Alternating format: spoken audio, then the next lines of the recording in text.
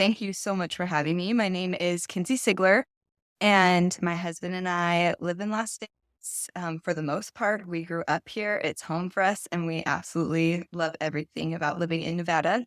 And we have 4 children that keep us really busy and bring us so much joy. And having grown up here and being an adult here, I did not realize that Las Vegas or the state of Nevada in general, didn't have a freestanding children's hospital.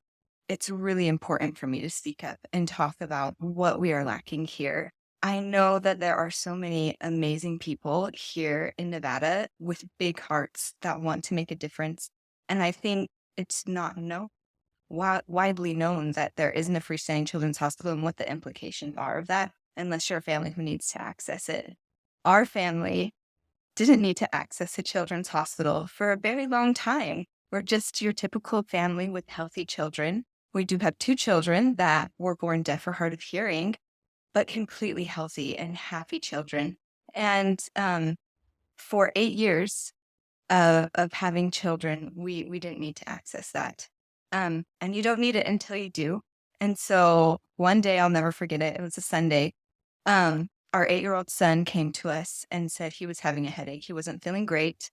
We had a bunch of family in town. It was spring break. It was a fun, exciting time, and everyone was at my mom's house for our Sunday dinner. We were all sitting at the table. There were so many cousins around, and we're having conversations. And then all of a sudden, we realized that our son wasn't acting quite normal. He was there, but he wasn't there. We'd ask him a question, and he was just frozen.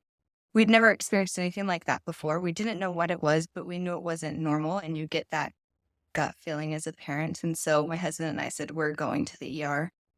So we just drove to the nearest ER and we took him in. And by the time we were there, he was completely unresponsive. The doctors were amazing in that ER.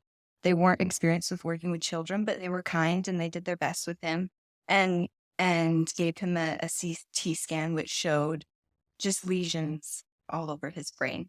They didn't know what it was, but they knew it wasn't normal. And so ultimately we ended up staying in the hospital for a week. We got transported to a different hospital in town and stayed there for a week, trying to figure out what was wrong with him. He was very ill and he was in so much pain. And overnight, our lives were just flipped upside down.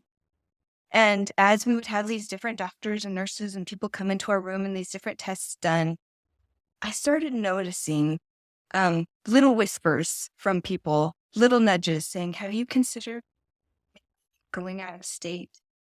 Have you ever thought about maybe going somewhere else to see a doctor? And I thought this was so odd. We live in, a bustling city with all these wonderful sports teams and casinos, and it's a thriving place to be. Why are they telling me to go somewhere else to seek care for my child? And so I just kind of put it in the back of my mind. We stayed in the hospital until he was finally stable 1 week later without any answers. We got home that first night and it's like bringing a newborn home from the hospital. We couldn't sleep through the night. We didn't know what was wrong with him. We just knew he was finally stable. And so we went to our follow-up appointment with a neurologist and he finally was blunt with me and said, please take him out of state to get care. We cannot help him here. And that was a harsh reality for our family. Luckily, at the time, we had some resources that we could bring together to afford to go out of state. It was a burden, but we were able to make it work. And so we took him out of state and we were able to get care for him. Through that experience, I was able to see what healthcare systems for children look like in different states. I know that Nevada deserves to have a comprehensive healthcare system here, a system where all of the doctors can communicate with one another, a system where we can go in for an MRI. And by the time we're leaving the hospital, there's radiologist notes uploaded to an app that communicates with every single doctor we would see. You don't need that healthcare until you need it. And when you need it, you want that system in place because it's our children's lives at stake.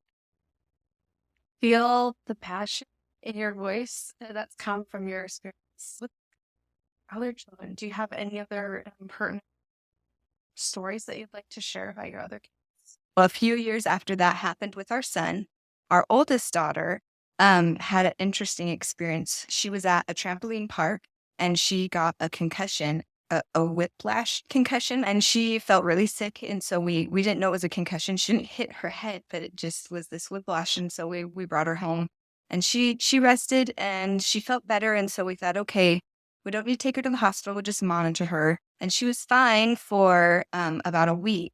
And then she came home from school early one day because she started seeing lines out the sides of her eyes, which was not normal. And so we decided to take her into an emergency room here and get her checked out. So they went ahead with the CT scan and said, yeah, we can tell she did have a concussion, but she's going to be completely fine. That's all it was, just a little whiplash situation. And they sent us on our way. Um, as time went on, a few more weeks went by, and she started having these really terrifying experiences. Extremities would stop working. She'd have numbness, tingling, lines out the sides of her eyes. Her face would droop. These really terrifying things would happen, and we didn't understand what was going on. And so we started working our way through a fragmented system with a lot of wait time. We saw a pediatrician who gave us a referral to a neurologist who gave us a referral to get an MRI. Long wait times between each of these specialists and long drives around town between each of them, until we finally got those MRI results that showed that she had a rare condition, a fairly rare condition, Chiari malformation, a serious condition, especially her degree of it. And so then we were finally referred to a neurosurgeon, which are words a parent never wants to hear. Neurosurgery sounds quite scary, especially when it has to do with our children. This doctor was so fantastic and so kind, and we told him what had happened, a while earlier with her getting a CT scan at the hospital. And we learned that a Chiari malformation, her type, would have happened at birth. It's a condition like that. And so he thought, wait, she had a CT scan and it didn't show it.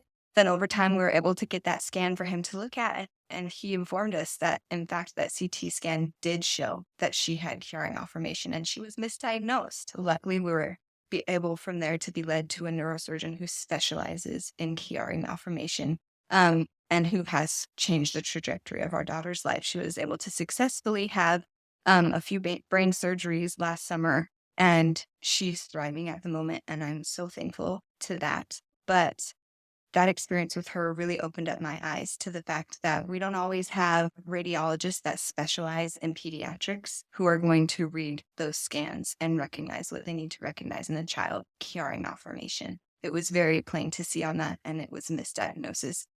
And so I just feel passionate about raising our voices and talking about these things because I know that change can be made. I know that the doctors here, the hospitals here, they're all wonderful and they got in this field for a reason, but they are working in a system that is fragmented, it's broken, and they need a system that's going to help them do the job to the best of their ability and get more help and get more specialists so that our children can get the help they need in a timely manner.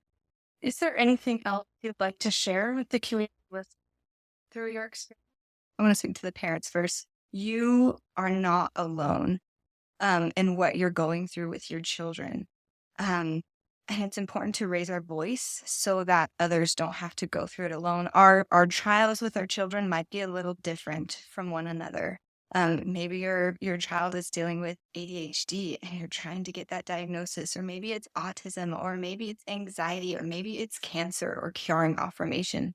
But being a parent, it is a big job, and you're not alone. We have each other and each other's voices, and we can make a change in the state that we live in, and we can make it a better place for our children and a better place for us as parents to be able to give them the support that they need. So my message is to raise your voice.